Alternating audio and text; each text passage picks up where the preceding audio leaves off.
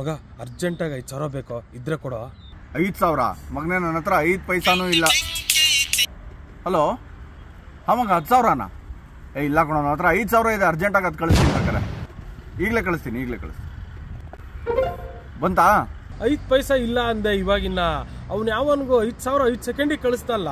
ಇರ್ಲಿ ಬೇಜಾರು ಮಾಡ್ಕೋಬೇಡ ಮಗ, ಅವನ ಹೆಸರೇ ಅಂತದ್ದು, ಇಲ್ಲ ಅಂತ ಹೇಳಕ್ಕಾಗಲ್ಲ. ಏನು ಅವನ ಹೆಸರು? ಅವನ ಹೆಸರು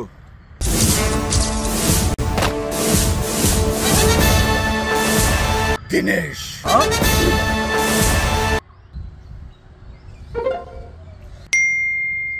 ಇದೇನ್ ಮಗ, ನೀನು 5,000 ರೂಪಾಯಿ ಕಳಿಸ್ಬಿಟ್ಟಿದ್ಯಾ ನಂಗೆ? ಯಾಕೆ? ಆ ದಿನೇಶ್ ಅಂತ ಹೆಸರು ಇಟ್ಕೊಂಡಿದಾರಲ್ಲ, ಅವ್ರಿಗೆ ಬೇಕಾಗಿರೋದು 10,000 ತಾನೆ. ನನ್ನ ಕಡೆಯಿಂದನು 5,000 ಕಳಿಸ್ಬಿಡು.